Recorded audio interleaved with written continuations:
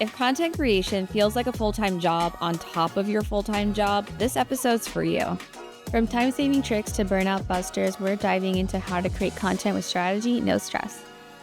Yeah, let's get one thing straight. This episode isn't just for business owners. Whether you're building a personal brand, managing a side hustle, creating for fun, or just trying to stop ghosting your audience, content planning applies to you as well. Let's start with the elephant in the room. Why do so many people avoid planning their content in the first place? Yeah, I think a big part of it is that it's tedious. I think a lot of people don't realize like, oh, social media is not hard or it's easy, people try to say, and then they start doing it for themselves. And they're like, oh, this one post took me hours. Or having to plan, a whole week's worth of content. I don't even know where to begin. It can be tedious.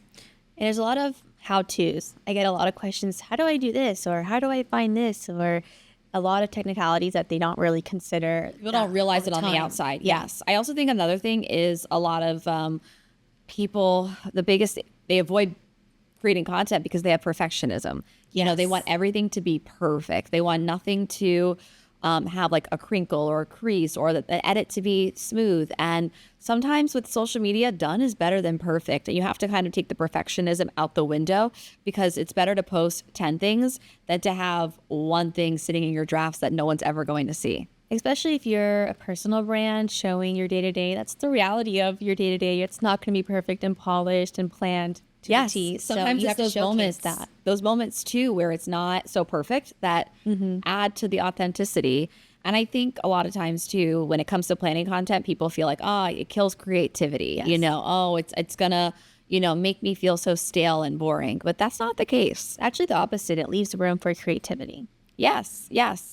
And then you still can have spontaneity. You can still film stories on the go. You can still feel inspired. And like we told one of our clients, he has a Jeep. I was like, do Jeep talks, filming your Jeep when you have a great idea. It's one of those things of you can still have that, but you could also plan it out and it can look spontaneous, but also be well thought out. And that way you're not scrambling on a Friday, trying to get out of the office of, oh my God, we didn't post on social media all week. Now what do I post? And also to piggyback on when you do get an idea, batch it, make 4 videos. Yes. And not only can you spread it out, but you can also make it a 4-part series or a segment. So yeah, and that's Jeep Talks can be 4 parts long versus 1. Exactly. And that leads into talking of what does batching in real life really look like? I think people think when we say batching, it means having to, sit down in some conference room or a Starbucks and literally do content for the whole month in one sitting. And that's not realistic. No. And nobody thinks that way. I think a realistic view of batching is maybe on Monday, all you do is brainstorm ideas and you walk away. That's it. Then maybe on Tuesday, you take some of those ideas and you film just a few. Then you leave it. Literally, you walk away from it. You take then on 3 Wednesday, hours to film, walk away. Exactly. Then on Wednesday, you can always edit it and then leave it. Thursday, schedule it. And then Friday, it's not about scrambling. Maybe you're just checking it or you're getting inspired or you can like reflect and think what went well, what didn't go well. But I think if you're doing that, that's realistic. I mean, that you can do if you give 30 minutes to an hour a day for each of those tasks. At the very minimum, you have a couple of weeks of content. Of course, if you add a couple hours, great. But it's not as hard as people realize. You're thriving on Friday. Exactly. And it doesn't matter who you are. I think a lot of people think batching content is only for brands, only for businesses, but it's for influencers. It's for those of us who just want to have our social media looking great. Even if you're on vacation, you can still batch your own content. It's not about having some end goal of sales or thought leadership. Sometimes just batching content because you want to share your life and you want it to be out there without spending all this time on it. And it also doesn't have to be done professionally. A lot of people think it has to be professional, a photo shoot or video shoot, and it could just be your iPhone, real, literally. Authentic. And it all boils down to what system works for you. Everyone has their own idea, their own system, their own way of doing it, which leads me to tools. I feel like as social media managers, we work with so many clients, and if we didn't have tools, we would never be able to coordinate and communicate with them. And every client of ours has a different way they prefer to communicate. Exactly. And we even have our own system and way, but we have to meet them where they are, or maybe they're not technically savvy, or maybe they are technically savvy. I know a client we were working on their content today. She is not technically savvy, but she loves WhatsApp. So I'm like, okay, great. You'll send me all your content in WhatsApp. We'll batch, we'll work on it. Yes, but if that's where you are, great. But we have another client, for example, who likes Trello. and she's really organized, and we have Trello boards, and we go back and forth with her graphic designer. We're giving ideas. There's due dates, and there's like a nice flow of content there, and that works well. I know for us, we love Slack. And one of our clients also loves Slack, and he even joined us to their Slack channel. Yes. It's great. Yes. And with him specifically, that specific client, we're really batching almost every 2 weeks to line up with our meeting. You know, of course, we'll try to plan a month in advance, but sometimes it's more that every 2 week sprint for them because they get a lot of UGC and in the moment content or content that's more time sensitive. But it's using a tool like Slack that helps. Also, there's Asana, there's Monday.com. There's so many different platforms, but it's a matter of finding what works best for you. And then when it comes to batching, that's just the ideas, that's just the planning. But then you need to schedule the content. I know that people don't realize that in Meta Business Suite, you can schedule directly on Meta for Facebook and Instagram. So I say only them. Correct. But I say, and on LinkedIn, you can also schedule. So I say if you're new to scheduling and if you're new to working on batching content and planning, use one of the native tools first. And then if you want to start getting advanced or if you want to start saving time and you want to, you know, do it all in one platform, that's when you invest in a tool to schedule it all in one. Like Later, for example, is pretty inexpensive and you can schedule Facebook, Instagram, LinkedIn, TikTok, even Pinterest, Twitter. One of our favorites, though, you know what our favorite is? Agorapulse. Yes. I'm biased. But I will say, I think the best disadvantage, even taking a step from Meta Business Suite to Later, is that you can add first comments. You can schedule the times. And I mean, you can do that for Meta Business Suite as well. But there's a little bit more tweaks that you can do. Yes. So it's easier. It's more user-friendly, too. Also, preview the grid. Yes. So that is super helpful. Yes, you could preview the grid with Later and with Agorapulse and a lot of other tools. We also use Hootsuite, HubSpot, Sprout Social for some of our clients because that's where they prefer to be. But I think we're really biased that we love Agorapulse, but that's really a social media manager or agency platform. Yeah. But if you're the solo brand or even just for your own social media, Later is easy enough. Agorapulse is great for agencies because we're able to send it to the client and even have communication with the team. So I don't have to send you a Slack. You can just see like a two-word message, like within the post, something specific to that. So it doesn't get lost in our other content management systems. And with batching content like that and scheduling, it's nice to do it all in one shot. Yes. And then you assign it to me. I say it's great. Then we assign it in one shot to the client. And most clients, they do not want content in drips and drabs. They're busy. We work with lawyers, realtors, the tech industry, medical hospitality. professionals. Yes, medical professionals. They don't really want post by post from us. They also want it batched. They also want to look at it at once, say it's great, and then not worry about it for a month. They so say, that hey, leads I'm us going to, like today. Hey, I'm going away for 3 weeks. I need content. Yes, literally. And I was like, oh, I was going to send it to you today anyways, but that worked out. Which leads us to a question a lot of people ask us and clients is how far out should you realistically plan content, whether it be 1 week, 2 weeks, a month? I think my answer for that is it depends on the client. I was going to say the same thing. It depends, but 2 weeks to a month. Yes. Ideally, even batching out some of those holidays that always come up. Like we already know that, you know, the second half of the year gets holiday heavy with Labor Day and Halloween, Veterans Day, Thanksgiving, Christmas, Hanukkah, New Year. So batching out the holidays you already know, especially if you're a business that has holiday hours or you do a holiday party or stuff like that, if you can get ahead of the game, why not? And then it leaves room for some of those in the moment, you know, say you're at a conference or say you're traveling with your team or say you are, you know, having a business lunch and you want to post about it. You still leave room for that in the moment content, but the base of your content is batched. Your blogs are batched. You don't have to worry about if you're so busy that week, oh, I didn't have time to post. It's already going to be posted. Yeah. That also leaves room for planning for those other holidays that you didn't mention, like Small Business Saturday, Yes. International Women's Day. Yes, those all happened in the first half of the year, and they're so important. But I'm saying around also the big holidays, like it lets you plan also. For sure.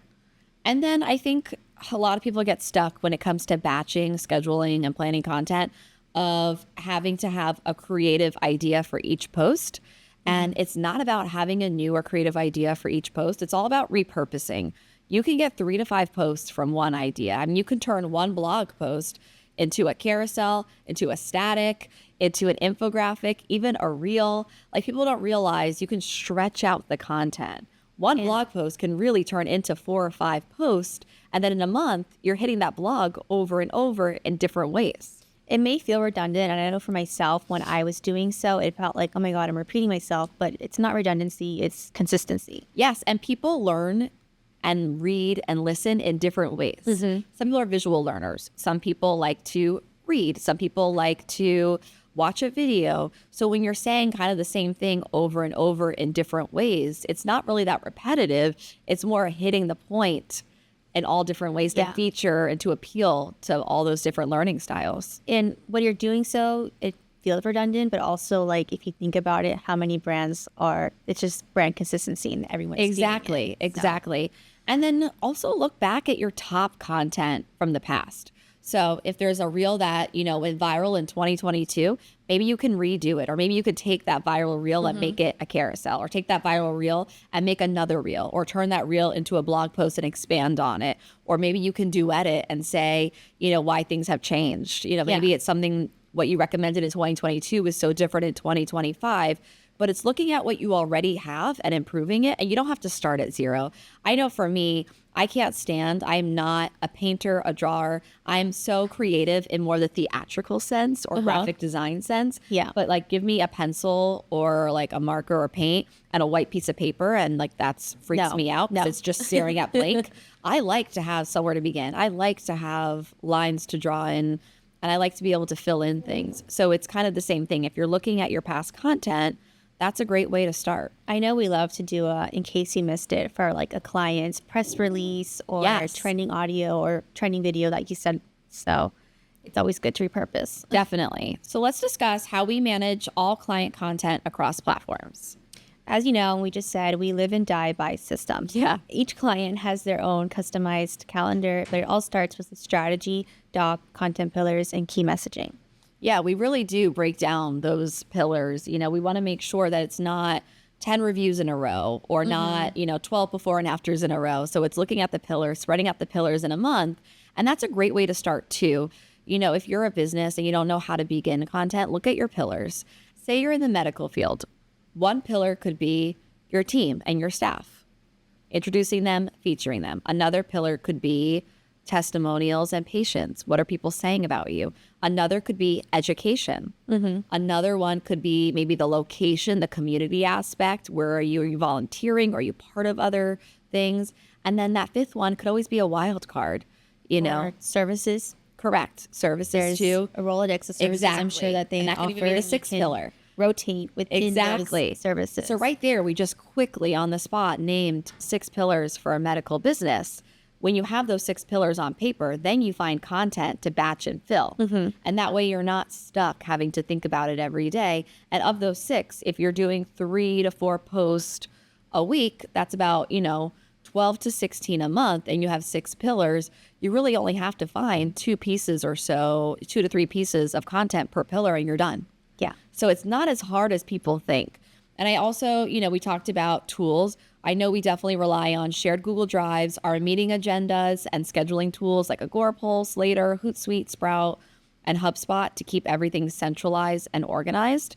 And I think, a lot of people think social media is so on the fly and on the go, but 99% of our content is planned, approved, and scheduled weeks in advance. And strategize. I think another key pillar is, for example, our client in the beauty brand, for each product that they have a product launch, there is product copy that's easily digestible, and that we can translate it, and there's multiple variations of a tagline for this specific product. Exactly. So it makes it more attainable for the team to batch 5 pillars of content for this one product. Exactly. Let's share some tips with our audience that we swear by that I think a lot of people overlook. I think I'll start with not skipping a caption bank like we talked about. Really keeping a list of hooks, call to actions, hashtags, keeping that on hand. It saves so much time. So you don't have to go back, to start. Having the hashtags ready, having those call to actions ready. What does the client want? Do they want to be, call us here, visit our website? Having all of that on hand is such a cheat sheet. And then it's somewhere to go. I know I do that for our clients. Yes. I have a notes section for all of them, and I have their CTAs with their phone numbers, Exactly. websites that I can easily link to and transcribe into copy. Another tip that I think is huge, and we talk about this with some of our clients, is to create content when you're not feeling the pressure. You know, your best ideas come when you're relaxed, or your best ideas come when you're thinking out of the box, not like I have to give Kassie and Sofia content tomorrow. And I think a lot of people feel that pressure of I need to post something today. You know, I think create it when you're not feeling pressure, create it when maybe you're ahead, and it might be your best piece of content. What other tips do you have? Also, you don't need to reinvent the wheel. Correct. You just need to rotate it. Reuse Literally. your high-performing content. Maybe find a way to repurpose, reword the same message. But you, like I said, you want to stay consistent. So it may feel redundant, but that's not the case at all. Yes. Yeah. I think a lot of times, you know, the reinvent the wheel is so important because sometimes people might see, you know, somebody else post something they really like and then they want to do that, but it might not fit their brand or it might not fit them, or just because it works for them, you know, it might not work for you, but take what you like from that and make it your own. You don't have to reinvent. You don't have to steal everything that you're seeing from everybody else. Still kind of look at your own stuff and how can you make it easy for you, and which I think copying, it's inspiration. Exactly. And which I think leads to, you know, batching ideas and not just content. Some days you're going to want to film. Some days you're going to want to write captions. You have to lean into whatever you're feeling inspired to do, because then your future self will thank you for all that work. Yeah. I mean, that's where the schedule comes in. On Mondays you plan, Tuesdays you film, Wednesday you edit, or whatever day of the week. But that's the best way to do it. Definitely. So, Sofia, what advice do you have for someone just starting to systemize their content? Start small. Pick one platform and one day a week to batch. You don't need a full-blown content machine from day one. Exactly. I think if you're new to batching, you just start very easy.